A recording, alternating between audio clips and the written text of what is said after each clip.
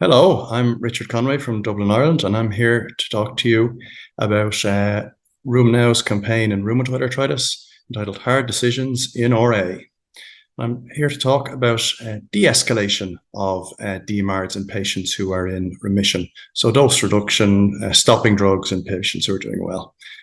So you've got this patient sitting in front of you, seropositive rheumatoid arthritis, and you've worked hard and you've increased their drugs. You've got them into remission. They're now on methotrexate and adalimumab combination therapy. And they come in, they say, "Doc, I'm doing great. Thanks a million." And you turn around and you say to them, "You know what? I think we're going to give you less of these drugs that are working well." And no, don't do that. Why would you want to change something when somebody's doing so well? There's a lot to be said for if it ain't broke, don't try and fix it. We do really well when patients come to see us first, and we have this treat to target algorithm, and we really buy into this, and we try really, really hard to get patients into remission. We aggressively increase drugs to do that. And then it seems once we have a patient in remission, we're not happy to just say, "Okay, I'm going to do nothing to you. I'm going to leave things be." We seem for some reason, we feel the need that we either need to be increasing drugs or decreasing drugs. We need to do something at each clinic visit. And I think that's a psychological thing we need to try and overcome.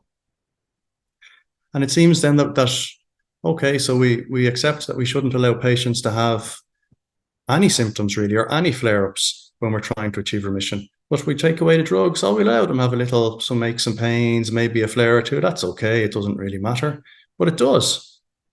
And there are multiple studies now which have shown that if you try and dose reduce, and especially if you try and stop one of the drugs the patient is on, that the flare rates are high. They may not flare immediately. In the first year, maybe 50% of people will flare if you stop their drugs, but ultimately most people seem to flare. And that's not something we should necessarily accept. The flare itself that happens, it may cause irreversible joint damage.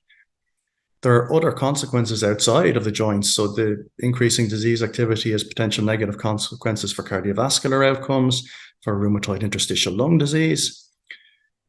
And it's also reported in many of these studies as a kind of positive thing. If the patient flares and you restart the drug they were on, 85 to 90% of them will regain remission or low disease activity. But that means that 10 or 15% of these patients who are previously in remission will not recapture that. They will be harder to get back under control and suffer more because of this. And the ACR and EULAR guidelines broadly support this approach. The ACR more strongly than the EULAR guidelines, where they essentially say, do not do this. They recommend continuing drugs, not reducing doses, not stopping drugs. If you are going to do something, it seems to be slightly worse or slightly less risky to dose reduce than to stop a drug, and less risky to stop something like methotrexate than it is to stop a biologic. But these are probably questions that the vast majority of the time we shouldn't really be thinking about. We shouldn't be even considering doing this. We'll say there's one exception to this. There's one scenario where we have to consider this, and that's as part of shared decision-making, where a patient comes to you and say, "Oh, I really want to reduce this drugs for whatever reason." And that's something we need to take on board. We need to be open to that discussion. But a key part of shared decision-making is passing on the knowledge that we have that this is a gamble. This is a risky thing to do. And actually, most of the time, it will not end up terribly well. Best case scenario, you'll end back up on the drugs you tried to stop.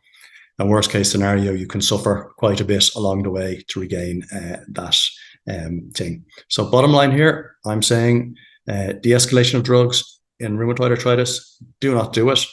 If you think about it again, and be really sure before you try and do it. So thank you for listening to me. I've been Richard Conway, and please check out RheumNow for all the updates as part of this campaign on rheumatoid arthritis.